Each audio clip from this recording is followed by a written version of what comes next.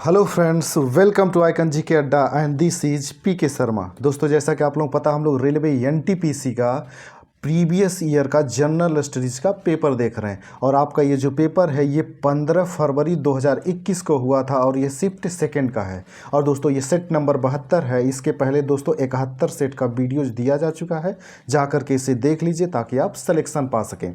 और दोस्तों, जो लोग चैनल पर नए आए हुए हैं चैनल को सब्सक्राइब कर लेंगे ताकि, और वीडियो अच्छा लगता है तो इसे लाइक भी करें और शेयर भी करें ताकि ज़्यादा से ज़्यादा लोग इसका लाभ उठा सकें। ठीक है दोस्तों, हम आते हैं अपने पहले क्वेश्चन पे। हमारा पहला क्वेश्चन है दोस्तों इसमें, जब वस्तुएं प्रकाश के मार्ग में आती हैं तो छाया बनाती हैं। दोस्तों, सबसे पहले तो इस क्वेश्चन को समझ लीजिएगा, ये क्या कहना चाहता है। ये कहना चाहता है दोस्तों, किस वस्तु की छाया बनती है। तो दोस्तों, जो वस्तु अपारदर्शी होती है उसकी छाया बनती है। अगर कोई वस्तु है दोस्तों, अगर प्रकाश आ रहा है और अगर ये पारदर्शी होगा तभी तो इसकी छाया बनेगी, और अगर ये अपारदर्शी होगा तभी तो छाया बनेगी, और पारदर्शी अगर होगा तो प्रकाश जो है इसके पार निकल जाएगा तो उसकी छाया नहीं बनेगी।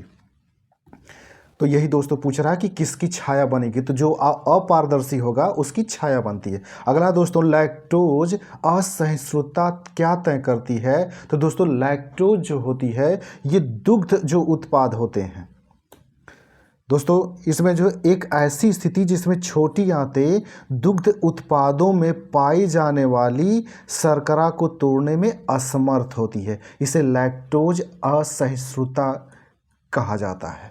और दोस्तों याद रखिएगा, ये जो लैक्टोज शर्करा होती है ये आपके दूध में पाई जाती है। लैक्टोज शर्करा जो होती है दूध, मूल रूप से दोस्तों जो लैक्टोज शर्करा होती है, जब दूध से दही बनता है तो उसके खट्टेपन का जो कारण होता है वो यही लैक्टोज शर्करा होती है। अगला दोस्तों, एक हाई लेवल सोर्स प्रोग्राम को पहले एक ऐसे रूप में रूपांतरित किया जाना चाहिए जिससे मशीन समझ सकती हो यह किस सॉफ्टवेयर का उपयोग करके किया जा सकता है। तो दोस्तों, ये जो होता है ये कंपाइलर सॉफ्टवेयर का प्रयोग करके किया जा सकता है। और दोस्तों यही क्वेश्चन, सेम यही क्वेश्चन आपके एनटीपीसी में रिपीट हुआ है दूसरे तरीके से। इसने पूछा है दोस्तों, पहले एक रूपांतरित कौन सी जो सॉफ्टवेयर होता है जो भाषा के रूपांतरण का कार्य करता है, तो वो कंपाइलर होता है। अगला दोस्तों, निम्नलिखित में से कौन सा एक अधात्विक खनिज है। दोस्तों इसमें पूछ रहा अधात्विक, तो दोस्तों गंधक जो होता है वो अधात्विक है। बाकी चांदी, प्लेटिनम, लोहा ये जो होते हैं दोस्तों ये धात्विक होते हैं, ये धातुएं होती हैं। और गंधक जो है दोस्तों अधातु होती है। और दोस्तों याद रखिएगा कि प्लेटिनम जो होता है धातुओं में सबसे कठोर होता है, इसको याद रखिएगा। और एक बार ये क्वेश्चन पूछा गया है कि कौन सी धातु सबसे कठोर होती है, तो सबसे कठोर धातुओं में प्लेटिनम होता है। अगला दोस्तों, उपग्रह आधारित नेविगेशन प्रणाली गगन का पूर्ण रूप क्या है। तो दोस्तों गगन का जो पूर्ण रूप है जीपीएस एडेड जियो ऑगमेंटेशन नेविगेशन, इसको याद रखिएगा दोस्तों। और ये कई बार पूछा गया है, ये गगन का फुल फॉर्म।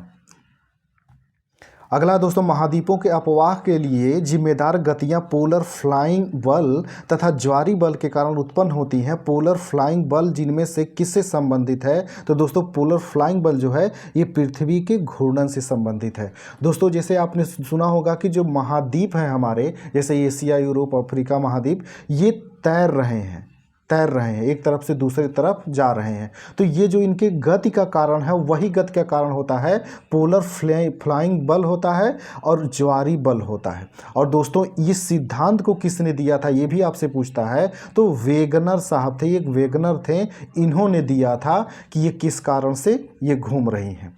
और जिसमें जो ज्वारी बल होता है वो किस कारण उत्पन्न होता है, तो पृथ्वी के घूर्णन के कारण वो उत्पन्न होता है। और दोस्तों इसमें जो एक दिया हुआ है ये चंद्रमा और सूर्य का गुरुत्वाकर्षण। तो याद रखिएगा दोस्तों, जो ज्वार और भाटा उत्पन्न होता है, खासकर ज्वार जो उत्पन्न होता है ये सूर्य और दोस्तों चंद्रमा और पृथ्वी के गुरुत्वाकर्षण के कारण ही उत्पन्न होता है। अगला दोस्तों, माइक्रो प्रोसेसर की गति जानी जाती है। दोस्तों माइक्रो प्रोसेसर की जो गति होती है घड़ी की चाल से जानी जाती है। और दोस्तों ये क्वेश्चन इंपॉर्टेंट है और टफ भी है, तो इसको रट्टा मार के रखिएगा। अगला दोस्तों, निम्नलिखित में से कौन सा प्राकृतिक संसाधन अक्षय संसाधन है? तो दोस्तों जैसे सूर्य का प्रकाश जो है अक्षय संसाधन है। दोस्तों ये अक्षय संसाधन के बारे में जान लीजिए। अक्षय संसाधन उसे कहा जाता है, उस संसाधन को जो कभी खत्म नहीं हो सकता।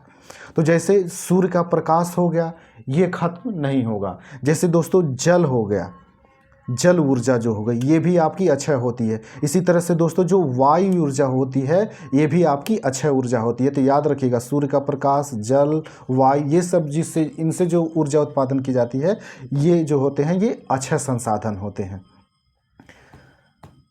अगला है दोस्तों, किसी वस्तु के संवेग परिवर्तन की दर बल की दिशा में आरोपित असंतुलित बल के समानुपाती होता है। इस नियम को क्या कहा जाता है? तो दोस्तों ये जो नियम है, ये न्यूटन के गति का दूसरा नियम होता है। गति के नियम का दूसरा नियम होता है F equal to m into a. और एक बार सीधे सीधे आपके NTPC में पूछा था कि गति के नियम जो है वो किसे व्यक्त करता है, तो वहाँ F बराबर m इंटू ए दिया हुआ था।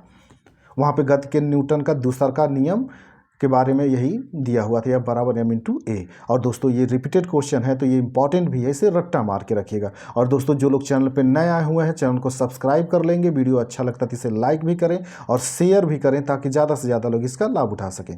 अगला दोस्तों, संरचनात्मक दृष्टि से सभी पारिस्थितिक तंत्रों में अजैविक या जैविक घटक शामिल होते हैं। निम्नलिखित में से कौन सा पारिस्थितिक तंत्र का जैविक घटक है? तो दोस्तों जैविक घटक जो माने जाते हैं वो हरे पौधे माने जाते हैं।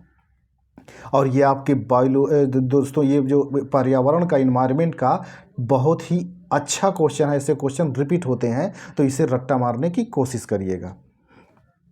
और दोस्तों इसमें एक चीज़ ये भी याद रखिएगा, अगर पूछेगा अजैविक घटक, तो अजैविक घटक के अंतर्गत जैसे दोस्तों हो गया, जैसे सूर्य का प्रकाश हो गया, ऊर्जा हो गई, जो खनिज संसाधन हो गए, ये होते हैं अजैविक। अगला है दोस्तों, यदि एक जलती हुई मोमबत्ती को कांच के ग्लास से ढका जाता है तो लौ कुछ समय बाद बुझ जाती है, इसका क्या कारण होता है? तो दोस्तों इसका जो कारण होता है, इसका कारण होता है दोस्तों, जो इसमें दिया होगा, सीमित ऑक्सीजन की वजह से ढकी हुई मोमबत्ती कुछ समय बाद बुझ जाती है। दोस्तों याद रखिएगा, किसी भी चीज़ को जलने के लिए, जैसे आप आग जलाते हैं ना, तो आग को जलने के लिए ऑक्सीजन की आवश्यकता होती है। अगर ऑक्सीजन नहीं मिलेगा तो वो नहीं जलेगा। इसीलिए जब उसे मोमबत्ती, मान लीजिए ऐसे इस तरह से मोमबत्ती अगर जल रही है, आप इसे ढक देंगे तो बाहर से इसे ऑक्सीजन नहीं मिलेगा, जिसकी वजह से ये बुझ जाएगा। इसी तरह से अगर लैंप जलता हुआ हो, आप दोस्तों जो मिट्टी के तेल से पहले जलाया जाता था, अगर ऊपर से ढक देंगे तो वो बुझ जाता है, क्योंकि उसे ऑक्सीजन नहीं मिलता है, क्योंकि जलने के लिए ऑक्सीजन जरूरी है। और सेम यही क्वेश्चन आपसे पूछ रहा है, तो इसको याद रखिएगा। अगला दोस्तों, निम्नलिखित ब्राउज़रों में से कौन सा प्रोप्राइटरी सॉफ्टवेयर नहीं है? तो दोस्तों इसमें प्रोप्राइटरी सॉफ्टवेयर जो नहीं है, ये जो मोजिला फायरफॉक्स होता है, ये प्रोप्राइटरी सॉफ्टवेयर नहीं है। बाकी इंटरनेट एक्सप्लोरर, ओपेरा, सफारी, ये सब जो है दोस्तों, ये प्रोप्राइटरी सॉफ्टवेयर है। तो जिनका नाम प्रोप्राइटरी सॉफ्टवेयर है, इन तीनों को रट्टा मार के रखिएगा, क्योंकि ऐसे क्वेश्चन बना देते हैं। निम्नलिखित में से कौन प्रोप्राइटरी सॉफ्टवेयर है, तो इनको याद रखिएगा। अगला दोस्तों, किस शहर को वेनिस ऑफ द ईस्ट कहा जाता है, जहां सिटी पैलेस स्थित है? तो दोस्तों ये जो आपका है उदयपुर, उदयपुर को दोस्तों वेनिस ऑफ द ईस्ट कहा जाता है। और जहां पे ये भी याद रखिएगा दोस्तों, जो सिटी पैलेस है वो कहाँ स्थित है, एक बार आपसे पूछा गया था रेलवे में, तो ये उदयपुर में स्थित है। और दोस्तों याद रखिएगा, ये जो वेनिस शहर है, ये किस देश में स्थित है, ये भी पूछा गया था, तो ये इटली देश में स्थित है। और दोस्तों अगला है, साहित्यिक कृति रत्नावली किसकी कृति है? तो दोस्तों रत्नावली जो है ये हर्षवर्धन की रचना है। और दोस्तों ये क्वेश्चन आपके NTPC में तीसरी बार रिपीट कर रहा है। तो दोस्तों याद रखिएगा, हर्षवर्धन जो है उसने 3 किताब लिखा था। एक रत्नावली तो लिखा ही था, एक प्रियदर्शिका भी इसने लिखा था, प्रियदर्शिका। और दोस्तों ये किसी और सेट में जब वो पूछा था तो मैंने आपको बताया था। और एक का नाम था नागानंद।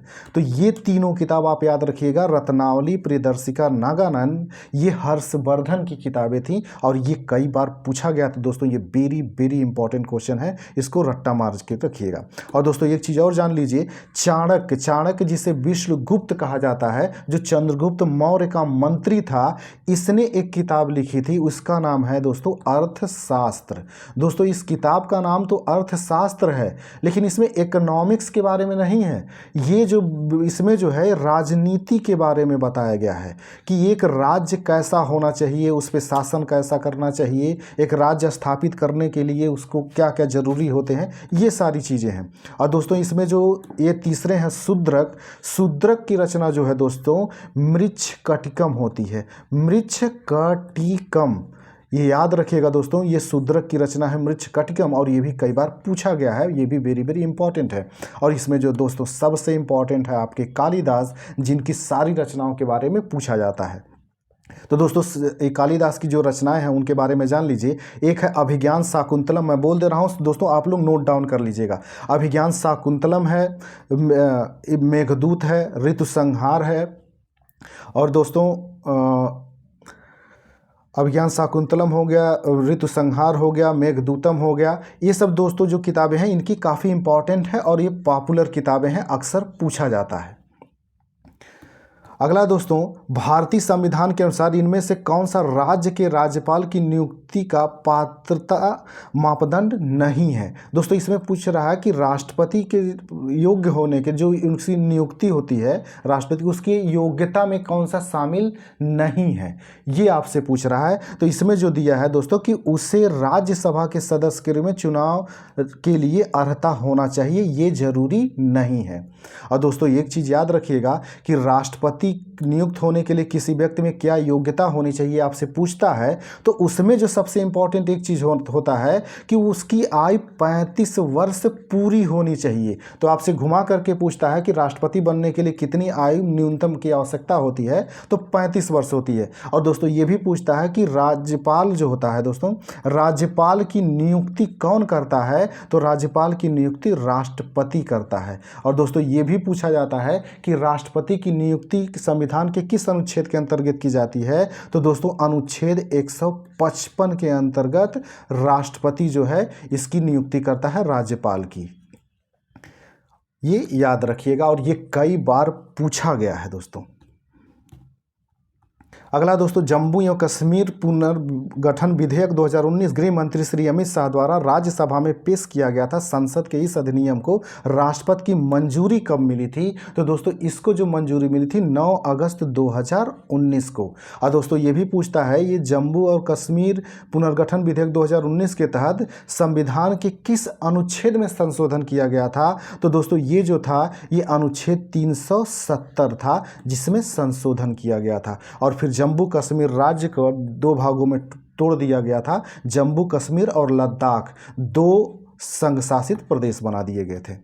अगला दोस्तों, IBEF द्वारा स्थापित India launch make in India कार्यक्रम से प्रेरित था। IBEF का पूर्ण रूप क्या है, तो दोस्तों IBEF का पूर्ण रूप होता है इंडिया ब्रांड इक्विटी फाउंडेशन।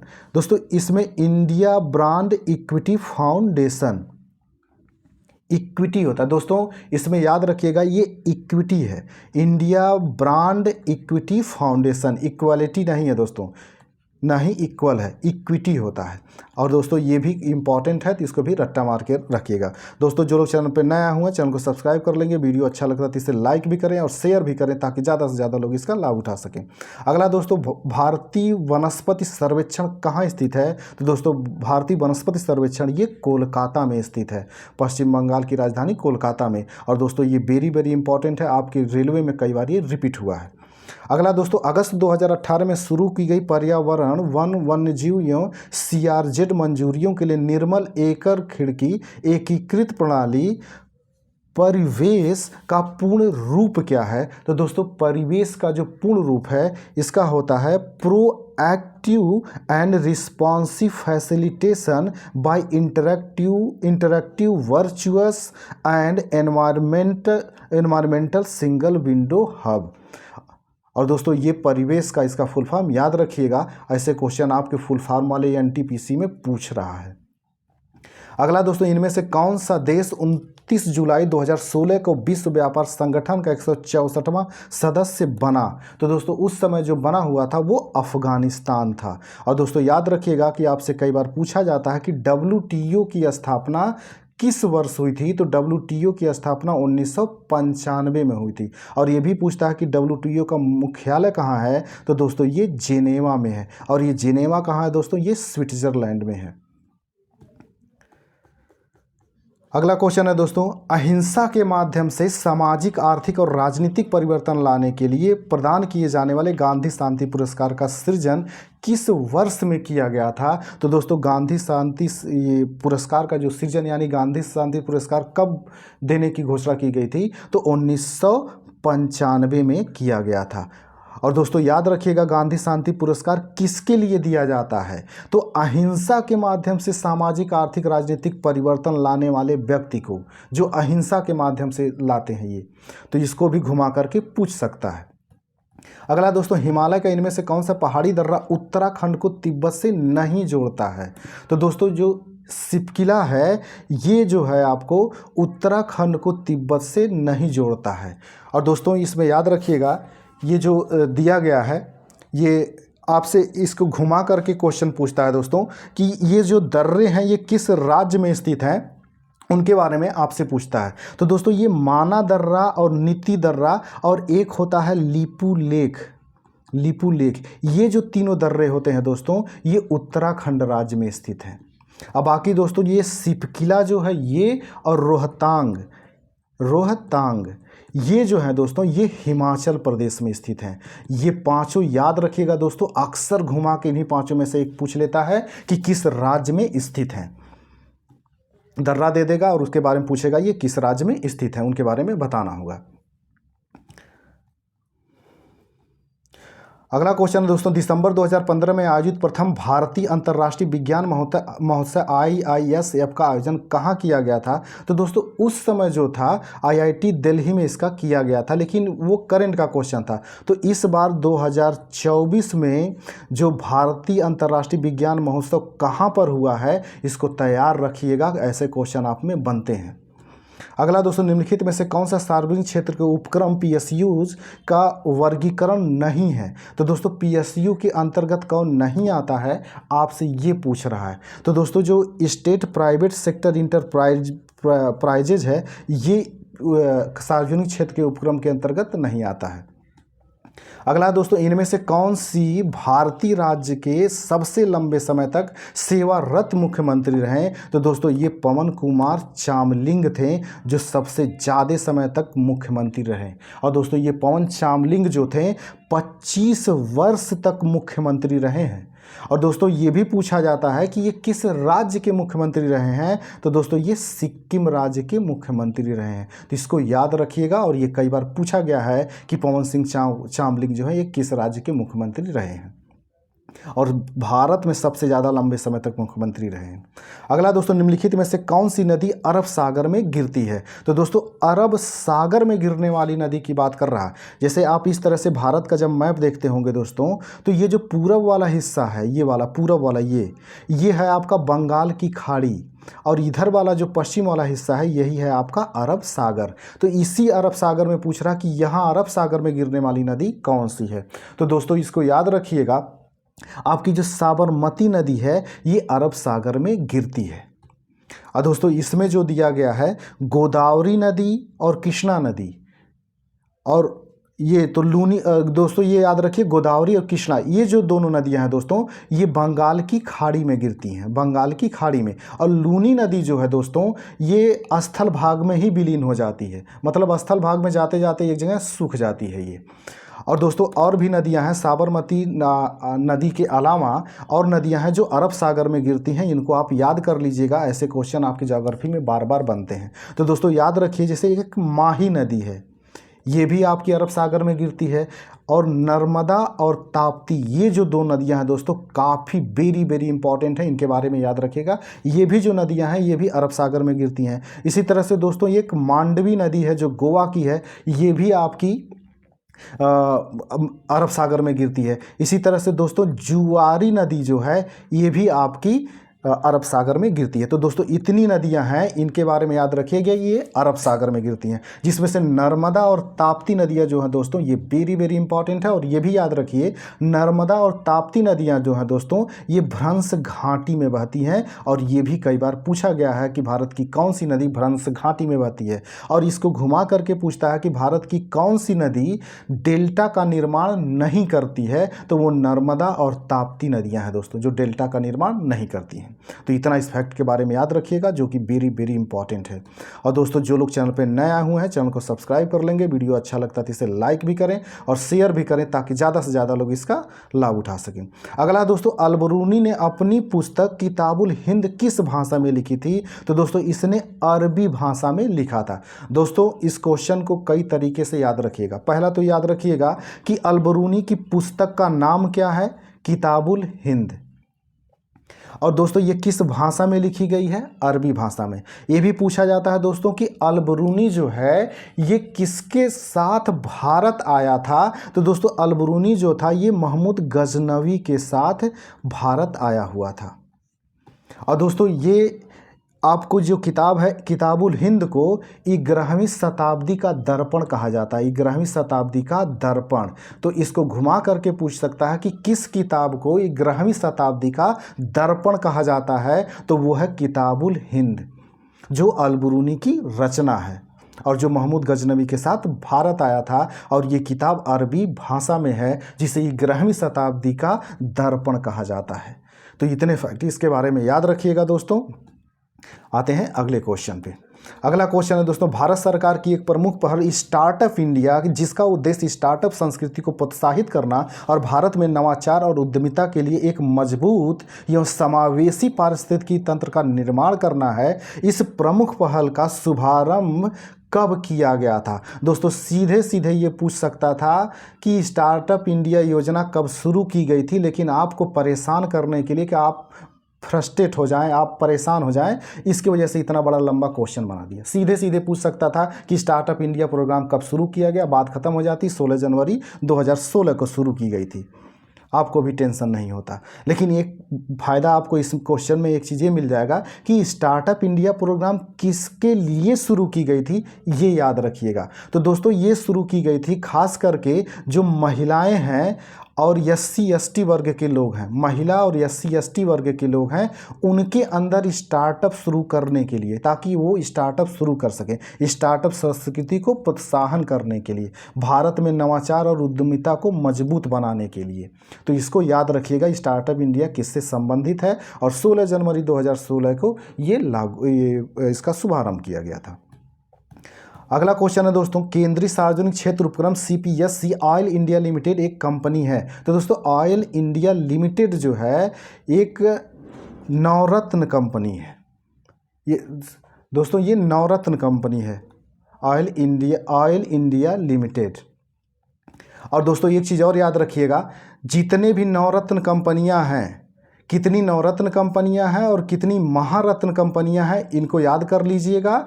और उनमें जो इम्पोर्टेंट जो अच्छे बड़ी कंपनियां हैं उनके नाम भी याद रखिएगा, कौन नवरत्न है कौन महारत्न है। तो आपसे घुमा करके पूछ लेगा कि निम्नलिखित में से कौन महारत्न कंपनी है, या कितने महारत्न कंपनियां वर्तमान में हैं, या कितनी नवरत्न कंपनियां वर्तमान में हैं। तो इसको करंट जब पढ़िएगा आप 24 वाला एग्जाम से पहले, तो इसको रट्टा मार के ध्यान रखिएगा, इसको रट्टा मार जाइएगा।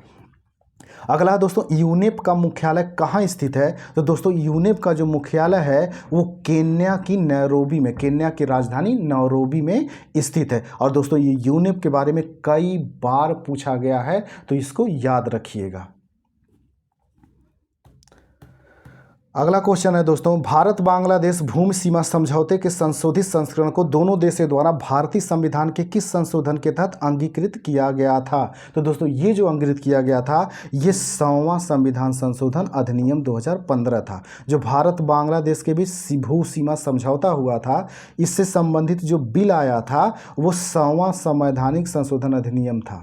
और दोस्तों याद रखिएगा ये जो 99वां संविधान संशोधन अधिनियम है ये किससे संबंधित है, ये भी पूछता है। तो ये जो है राष्ट्रीय न्यायिक नियुक्ति आयोग से है, न्यायिक नियुक्ति आयोग। और दोस्तों ये राष्ट्रीय न्यायिक नियुक्ति आयोग की स्थापना किस लिए की जा रही थी, ताकि जो जज होते हैं सुप्रीम कोर्ट में, जो जज होते हैं, इनकी नियुक्ति करने के लिए इसकी स्थापना की जा रही थी, लेकिन बाद में सुप्रीम कोर्ट ने इसे निरस्त कर दिया।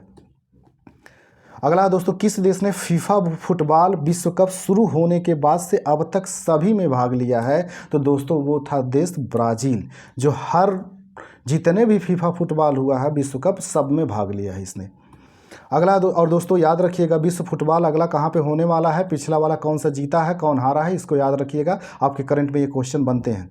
अगला दोस्तों, निम्नलिखित ऐतिहासिक घटनाओं को उनके कालाक्रमिक क्रम में व्यवस्थित कीजिए। दोस्तों इसमें इस क्वेश्चन को, ये टफ क्वेश्चन है तो इसको आराम से समझिएगा, और ऐसे क्वेश्चन आपकी एनटीपीसी में जब बनाता है तो समझ लीजिए कि ज़्यादातर गलत कर देंगे। तो इसको समझिए, ये कह रहा है कि पहले जो घटना घटी है उसको लिखिए, फिर उसके बाद जो दूसरी घटना घटी है उसको लिखिए, फिर उसके बाद जो घटना है उसको बताइए, फिर उसके बाद जो घटना है उसको बताइए। तो ये 4 घटनाएं दिया है, उसके बारे में आपको बताना है। तो दोस्तों हम चारों घटनाओं के बारे में मैं बता रहा हूँ।